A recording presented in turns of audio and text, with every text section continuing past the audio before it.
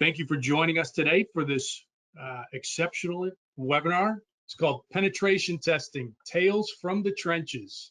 Gain insights into the challenges faced, the victories celebrated, and the lessons learned. That is an epic description, and I hope you'll have an epic time listening to some wonderful stories from our special guest here today. Before he introduces himself, I want to let you know this is a live webinar, so feel free to send us your questions, comments. I'm going to try to work them into our conversation today, maybe towards the later half of this presentation. But first, before that, we'll ask a couple questions of Chris. So Chris Kolezynski, he's one of our lead pen testers. You're very lucky today because he's actually on camera. He's usually not, and he is wearing his black hoodie, okay, which is standard for all pen testers and hackers. So Chris, you know, it's a pretty cool job that you have, that you're a pen tester, you're a quote hacker. Tell us a little bit about yourself, how you got into it. Sure. Tell us a little bit about your background. I think people find that very interesting.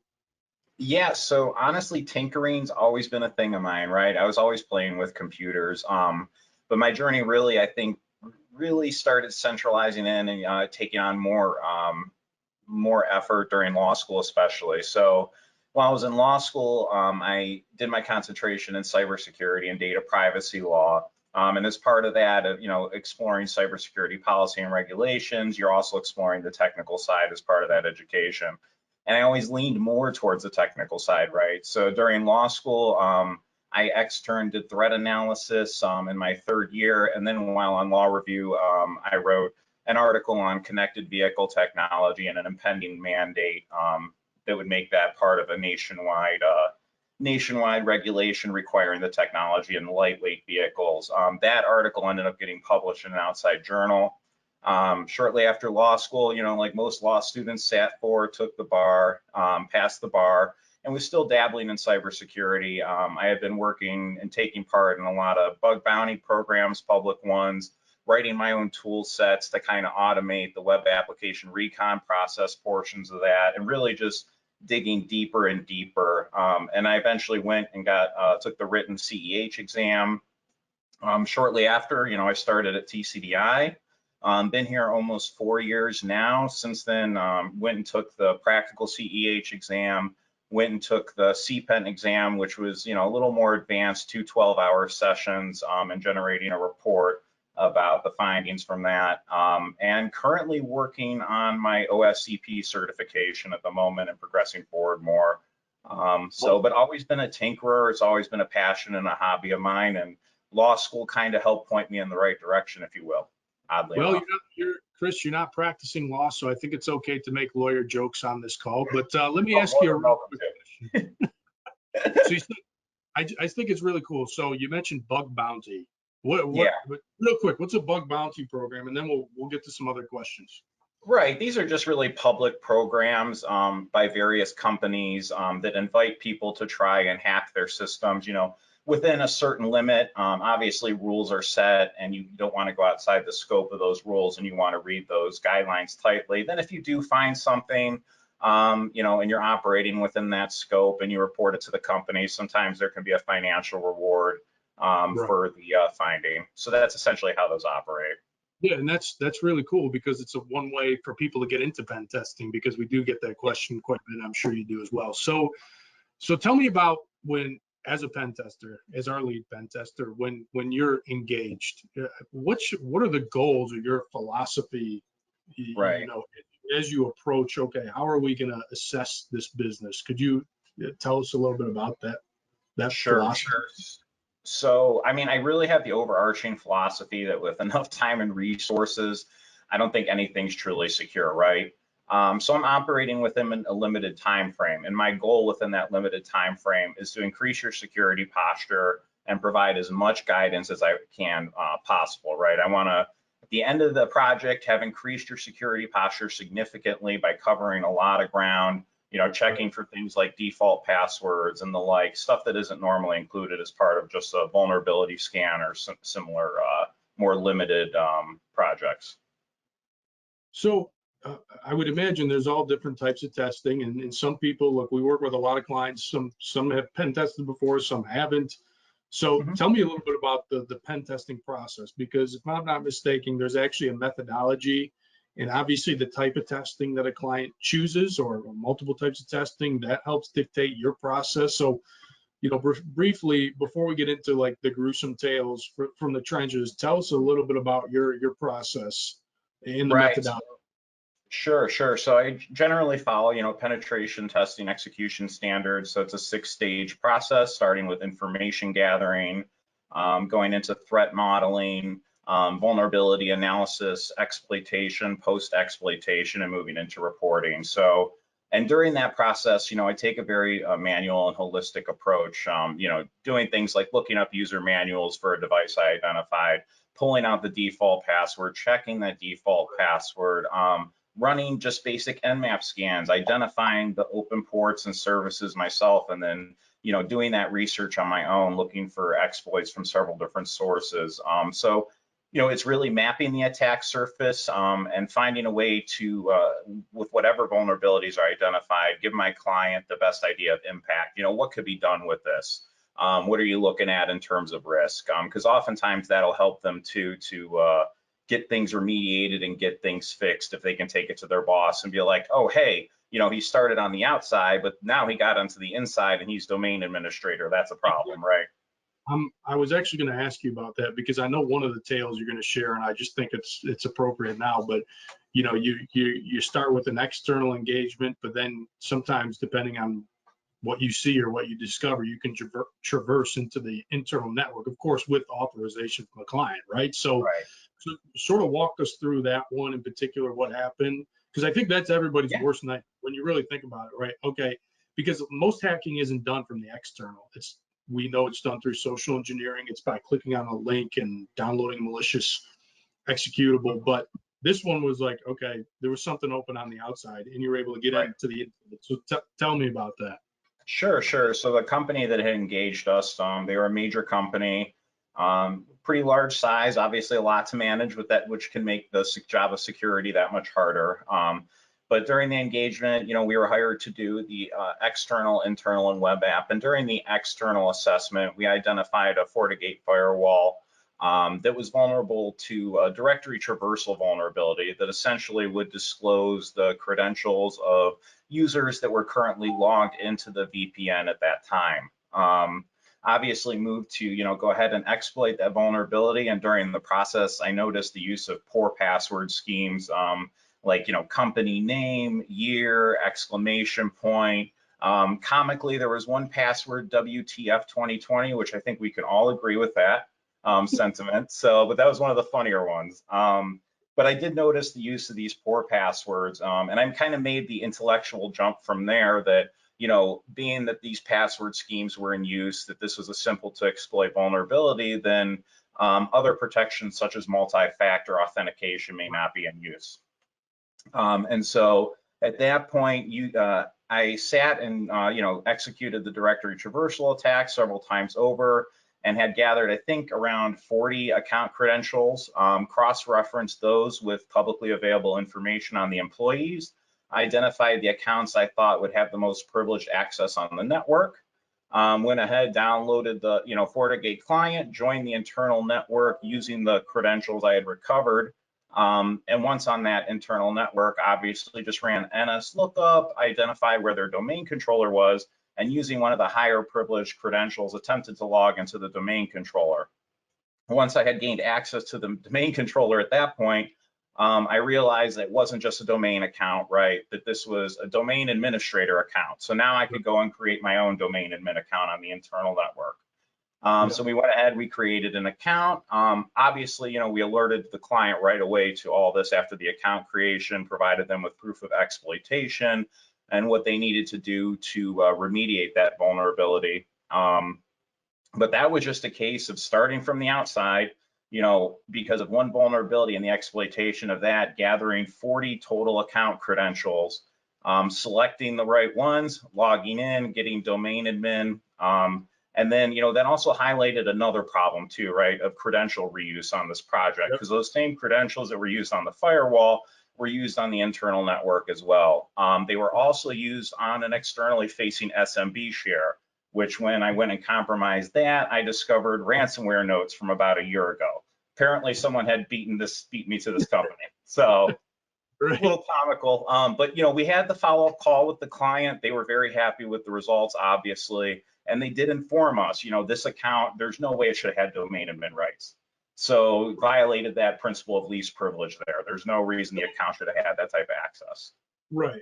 Absolutely. So essentially, you were able to plant the flag, and right, TCDI was here and Right. provide with great feedback. So one of the things you mentioned, and I want to talk about or get your opinion on, because a lot of people ask, what are the common vulnerabilities that you see across clients? Obviously, you mentioned credential reuse, you know, weak passwords. Tell us about some of the more common weaknesses or vulnerabilities you see across clients, because I think that probably applies to most of the folks on this call. Right, right. Still to this day, it might seem a little surprising to some people, but unsupported operating systems, you know, during a lot of my internal assessments, I spot, you know, Windows XP box. Sometimes they're even still vulnerable to Eternal Blue because patches haven't been applied and the like. And you know, that's important because just that one box can create an impact that's far more substantial.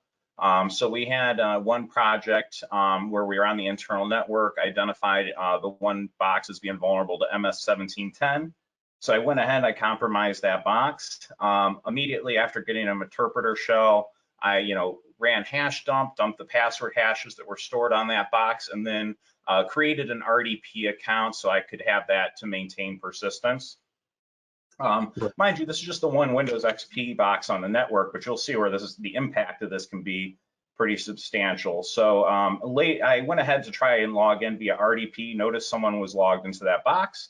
So I came back later in the day. I didn't want to interfere with business operations. So about 11 p.m. at night, I go to log into the box via the RDP account I created. I see that person still logged in, so I knew I had to get in there, move quick, and get done what I had to get done. So I went ahead, kicked them out of the box, immediately turned off AV, downloaded a 32-bit version of Mimikatz, dumped credentials that were stored in memory straight in the clear.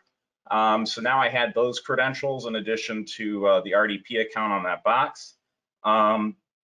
Then later on in the project, I eventually went back to that box and installed a tool called DumpSec, which I used to communicate with their domain controller and enumerate all their network usernames, which had been about 700 network usernames in total. But using the credentials recovered from that box, the enumerated network usernames, we were able to compromise a little over 70 network accounts, and all of that started just from one unsupported operating system on the network. So had the test not ended, we would be looking at domain admin from one XP machine on the network. But you're talking about a lot of manual time that's required. This isn't like, obviously you use automated tools, but you know, you're looking up default passwords for different devices, or you have a reconnaissance part of what you do. I mean, it requires a lot of actual time and effort. I mean, I guess that's why you're a hacker. It's a human thing, right? Yeah, exactly. You know, you can run a vulnerability scanner. It's going to say, hey, you know, MS-17, or it might not. I've seen cases where it doesn't pick up on things, right? But you know, you can run a vulnerability scanner. It's going to say, you know, hey, MS-1710, this XP box is vulnerable to that, but it's not going to tell you that upon exploitation of that box, you can the impact is access to 70+ network accounts, you know, passwords stored in the browser on that XP box, so additional access to web applications on the network and the like. That's not something a machine's going to be able to do for you. I think one of the coolest things that you do is that what I like to say, chain link vulnerabilities that an automated scanner, vulnerability scanner can't do. So you have those capabilities and you have the tools. Right. We do have a question I wanted to ask you, since we're sort of talking about you know, common vulnerabilities across industries. This one's more specific to financial institutions.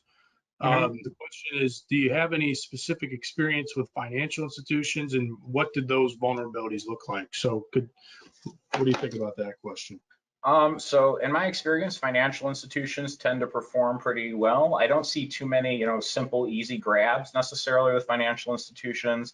One thing I do see often is a lack of SMB signing being required on workstations and various machines on the network. Now that can be, for the yes. non-technical people on the call, what do you mean by SMB null So session? SMB is a file sharing service. It's how you move files across the network. So maybe at your job you've got a share that everyone puts their files on the network, right? That's probably SMB share, right? Now say during a pen test, several of these machines, they don't require SMB signing. So I can run a tool set called Responder, and if someone say mistypes a share name, Responder says, hey, I'm that share, send me your account hash. And then you will receive the NTLM account hash, which if it is a poor password could easily be cracked. And this, what is normally seen as a medium risk vulnerability by vulnerability scanners and categorized as such, can actually equate to a foothold on the network, depending how strong that password is, and likewise. So that's something I see on a lot of assessments in, even with financial institutions, and it might get overlooked because it's labeled a medium risk, but its impact is far greater, and it can be. So let's talk. You shared a few gruesome tales. I know you work, as you know, everyone knows, you work across industry. Sometimes you're dealing with some sensitive data, right? Like PHI. What do you do when you come across that? Could you give us a couple of examples? I know you've seen that. Obviously, that's a significant legal risk to the business. If PHI personal health information is disclosed. So tell me about one of those more gruesome. So what I'll say is, when testing hospitals or facilities that are going to use like different types of, I guess you could categorize them as Internet of Things devices, right? One of the things to be mindful of is what common type of vulnerabilities might be present on, those types of devices. In the case we were testing a hospital. These CT scan machines that were used, for various purposes as breast mammograms and the like, had a vulnerability called X11 on unauthenticated access, right? What X11 is, it's like the graphical user interface for Linux. That means we could, view the screen of this device without requiring authentication, without entering any passwords. So we sat there and we were able to grab screenshots that were disclosing patient names, various conditions they might have. And we limited it to that just because of the significance of that impact. And we informed the client right away, hey, these machines are leaking PHI right now. They remediated them immediately. But had we not reported that to the client or felt the need to do that right away, it could have been taken further. I could have put, a shell on that device and eventually downloaded and pulled all the personal health information off of that machine, and maintained access to the network using a shell on that device even. So in that case, it was, like I said, an Internet of Things device with a common vulnerability, and you got to watch out for those too. I know we see it a lot, printers, security cameras, if you want to call those IoT devices, but certainly like in a hospital-like setting or an industrial setting. So let me back up real quick, because I think this is important, because there's a lot of terminology thrown out there. There's red team, purple team, white box, black box, gray box.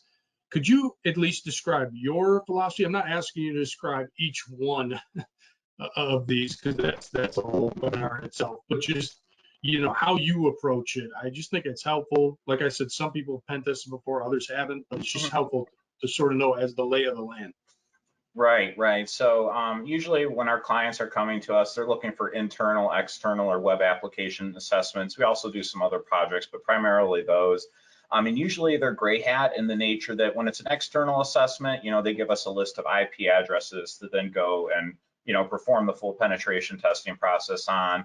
Similar with web applications, they're giving us web application URLs, et cetera. And with the internal network, usually it's here's our subnet ranges. We want to scan all these devices and have you select more for a further deep dive type of pen test where I go through the entire process.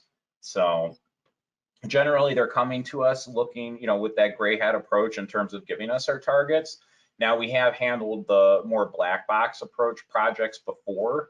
They do require more time and more effort on my part, but I do enjoy them. I'm always happy to try and take them on. Yeah, But in that sense, then we're going out and finding all your stuff, and we're building out, we're figuring out what you got out there, right? As opposed to being given a list. Right. But I mean, honestly, from a client perspective, it's more expensive generally, those black box situations. So here we've got a question from the audience. It's about encryption. We haven't really touched on that, but obviously that's important when you're looking at the internal network. How safe would you consider 256-bit encryption in the face of quantum computing? We've got some time yet. Quantum computing's, come pretty far, but I'd say we at least got a couple decades or more before we can get to the point where we can crack AES 256 with quantum computers. As it stands, I know some of the quantum computers can do AES 128-bit. Some supercomputers can, I believe, but we've got a little bit of time. But I think it's like with anything in cybersecurity, it's inevitable. It hasn't been yet, and it'll be mind blowing when it does get cracked. But I think it's inevitable because we're always playing that cat and mouse game. Absolutely. We come up with the technology comes up to secure something, and someone figures out a way to get around that, and vice versa, and the cycle continues. So. Yep, cat and mouse game. That's an excellent way to describe security, and it's definitely not always convenient. So let me ask you, as a pen tester, what's one of your pet peeves? I mean, you want to be honest with people. You want to, be transparent. Right. It's obviously you enjoy your job. You like what you do. You have fun. You're always learning. It's engaging activity. But what are one of your pet peeves? Yeah, so lately more and more I've been hearing the terminology automated pen test, and it hurts my heart because there's no such thing, right? It's a human process like we talked about and touched on briefly. It's a 6-step process, and human beings are connecting dots that vulnerability scanners will not connect on their own, right? And usually when they say automated pen test, they're referring to running a vulnerability scanner and calling that a pen test, and it's not. In fact, I want to highlight that a vulnerability scan is actually only one part of a much broader assessment stage called the vulnerability assessment stage during a penetration test. So it's actually a fraction of a portion of the entire process. To market that as, a pen test is just not honest. So, and so I hear that terminology used a lot, and I would caution people to go away from someone that's trying to sell you an automated pen test. And, go with someone that can tell you about their process and exactly what they check for and what they're doing, so you can make sure they're doing the manual work and they're actually doing what you're paying them for. Well, absolutely. And here's another thing I hear about. It's across the industry, dark web. Okay, you hear about the dark web. We found your name on the dark web, right? Is that part of your process? It's sort of like this very, very nebulous and nefarious sounding terminology that's basically like, in some respects, a marketing term, right? Because you can find these names are from data dumps or password dumps, and you can find everyone's been exposed, whether it's through the LinkedIn dump years ago. But do you incorporate that into your process? What do you think about the whole dark web stuff? Because you can really go down the rabbit hole with that. Yeah, so I do email reconnaissance during the information gathering stage of a pen test, where I'm trying to enumerate a variety of valid company emails that I might be able to use in brute force attacks on externally facing logins. And during that process, I use a lot of tool sets that, I'll check for whether there's credentials or those specific credentials for that email address have been compromised or released into the public. Obviously, there's several different, leaks and databases you can search. In terms of searching the dark web, everyone's selling a service to kind of do it for you, but this is really something you can do on your own too, right? There's, I don't know if it's still up and running, but there's sites like Tor66 that essentially operate as a Google of the dark web, right? So you could go to one of those websites, search the email address, and see if you find anything on there that, lists that email, et cetera. So this is certainly something you can do on your own. And shouldn't have to rely on a paid service to do it for you. The resources are there. It's possible. So leave us with one more cool story. I mean, we're coming up towards the end of the hour. Certainly want to take any questions if there are any others that come in. I mean, one of the things we talked about, like through the description of this webinar, was, retrieving a firm's sensitive credentials, infiltrating multiple network accounts. So tell us one of your greatest hits. Leave us with one of your greatest hits before I hit you with our closing question or other questions from the audience.